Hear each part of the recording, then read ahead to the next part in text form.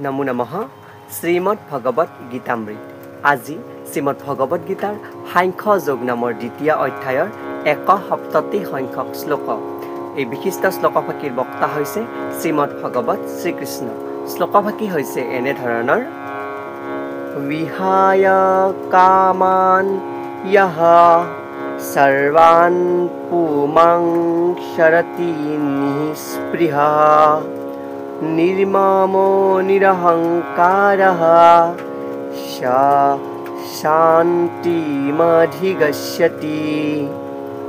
এই শ্লোকফাঁকিৰ অসমীয়া অৰ্থ হৈছে এনেধৰণৰ: যিজনে ইন্দ্ৰিয় সুখ লাভৰ সকলো কামনা বৰ্জন কৰিছে, যিজনে কোনো কামনা নোহোৱাকৈ জীৱন নিৰ্বাহ কৰিছে, যিজনে নিজকে কোনো বস্তুৰে গৰাকী বুলি নাভাবি আৰু যিজনৰ মিছা অহংকাৰ নাই, কেৱল তেওঁৰহে শান্তি লাভ হয়।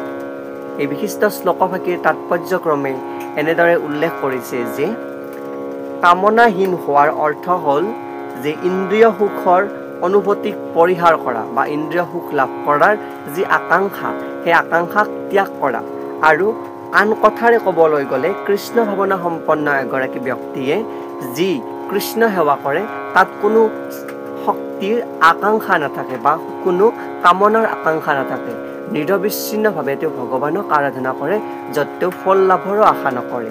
আৰু ইয়াতে কৈছে যে নিজকে কৃষ্ণৰ এজন চিৰন্তন ভক্ত বুলি চিনাকি পোৱাটো বা চিনি পোৱাটো, এজন পাৰ্থিৱ দেহৰ নিজৰ পৰিচয় দিবলৈ পোৱাটো, নিজৰ যি পৃথিৱীৰ সকলো বস্তুৰ ক্ষেত্ৰতে এইটো মোৰ সম্পত্তি, এইখন মোৰ বাহন, এইটো মোৰ ঘৰ, বা এইগৰাকী মোৰেই সম্পদ, বা এইগৰাকী ময়েই ভৃত্য, এইটো গোটেইখিনি সমস্ত বস্তুখিনিৰ গৰাকী মই, সেই সকলো স্তৰক অতিক্ৰম কৰিবলৈ সক্ষম হয়, তেওঁৰহে এই শান্তি লাভ হয়। আৰু এই শান্তি লাভৰ পৰম শ্ৰেয় হৈছে শ্ৰীকৃষ্ণ ভাৱনা।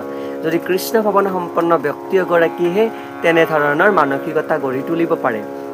আৰু ইয়াতে উল্লেখ কৰিছে যে যিহেতু কৃষ্ণই সকলো বস্তুৰ গৰাকী, সেইবাবে কেৱল কৃষ্ণৰ সন্তোষৰ বাবেই সকলো বস্তুকে ব্যৱহাৰ কৰিব লাগে।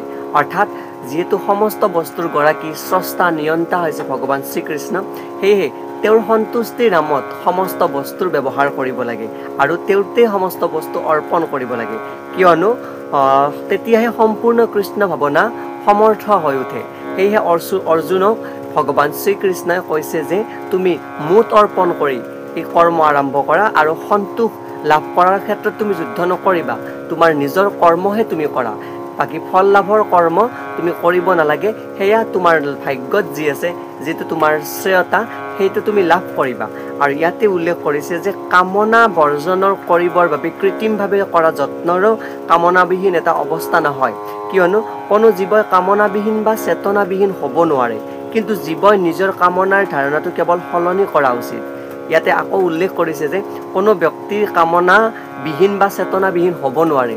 চেতনাবিহীন যদি ব্যক্তি হয় তেতিয়াহ'লে তেওঁ অচেতন হৈ পৰিব, আৰু কামনাবিহীন যদি ব্যক্তি হয় তেওঁ সেই কামনাৰ পৰা বঞ্চিত হ'লে এই সংসাৰ বৰ্তি নাথাকিব। কিন্তু কৃষ্ণ ভাৱনা সম্পন্ন হয় যেতিয়া ব্যক্তিগৰাকী সেই চেতনাক পৰম ৰূপ দিব চেষ্টা কৰে, তেতিয়া সেই কৰ্ম সফল হয়। সেয়ে ইয়াতে ক'ব বিচাৰিছে। লগতে ইয়াতে আকৌ এটি কথা উল্লেখ কৰিছে, যিজনৰ কোনো বৈষয়িক কামনা নাই, তেওঁ নিশ্চিতভাৱে জানে যে প্ৰতিটো বস্তুৱেই কৃষ্ণ বা কৃষ্ণৰ পৰম শক্তি। ইয়াতে উল্লেখ কৰিছে যে ঈশা বাস্যমিদং সৰ্বম, অৰ্থাৎ ঈশোপনিষদ নামৰ যি যজুৰ্বেদীয় প্ৰথমখন শ্ৰেষ্ঠ উপনিষদ, য'ত 18টা শ্লোক আছে, তাত কৈছে ঈশা বাস্যমিদং সৰ্বং যৎকিঞ্চিত জগত্যাং জগত তেন ত্যক্তেন ভুঞ্জিথা মা গৃধা কশ্চিৎ ধনম। অৰ্থাৎ ঈশোপনিষদৰ প্ৰথম মন্ত্ৰটোতে এইখিনি কথা উল্লেখ কৰিছে। সেইবাবে তেওঁৰ মিছাতেই নিজকে কোনো বস্তুৰ গৰাকী বুলি ভাবিবলৈ নাযায়। এনে এটা আধ্যাত্মিক জ্ঞানৰ মূলতেই হ'ল আত্মোপলব্ধি, অৰ্থাৎ যি আত্মাক উপলব্ধি কৰিব পাৰে। এনে এটা নিখুঁত জ্ঞান যে প্ৰতিটো জীৱই পৰমাৰ্থিক ৰূপতে কৃষ্ণৰ এটা চিৰন্তন অংশ, আৰু সেইবাবে অৱহমান কাল ধৰি কেতিয়াও জীৱ কৃষ্ণৰ সমপৰ্যায়ো হ'ব নোৱাৰে। সেয়েহে ভগৱান কৃষ্ণৰ এই যি পৰম আত্মাই হৈ থাকে, কাৰণ জীৱৰ কৃষ্ণ ভাৱনা সম্পন্ন তেওঁ জীৱই কেতিয়াও কৃষ্ণৰ সমপৰ্যায় হ'ব নোৱাৰা বুলি কৈছে। জীৱাত্মা আৰু পৰমাত্মা সম্পূৰ্ণ বেলেগ, এই পাৰ্থক্য গম পোৱা যায় ইয়াৰ পৰা। লগতে উল্লেখ কৰিছে যে কৃষ্ণতকৈ ডাঙৰ কোনো হ'ব নোৱাৰে বা কৃষ্ণ সেই পৰমাত্মাৰ মুখ্য স্বৰূপ। কৃষ্ণ ভাৱনাৰ এনে এটা উপলব্ধিয়ে হৈছে প্ৰকৃত শান্তিৰ মূল আধাৰ। যদিও জীৱাত্মাই কৃষ্ণৰ বা পৰমাত্মাৰ সমকক্ষ হ'ব নোৱাৰে, কিন্তু তেওঁ যদি কৃষ্ণক উপলব্ধি কৰিব পাৰে, সেয়াই সেই উপলব্ধিৰ প্ৰকৃত আধাৰ হৈছে কৃষ্ণ ভাৱনা। তেওঁ পৰমাত্মাৰ গতি লাভ কৰাৰ দৰে হয় বুলি ইয়াতে উল্লেখ কৰিছে। এয়াই উক্ত বিশিষ্ট শ্লোকভাগীৰ সৰল গুঢ়াৰ্থ। ধন্যবাদ।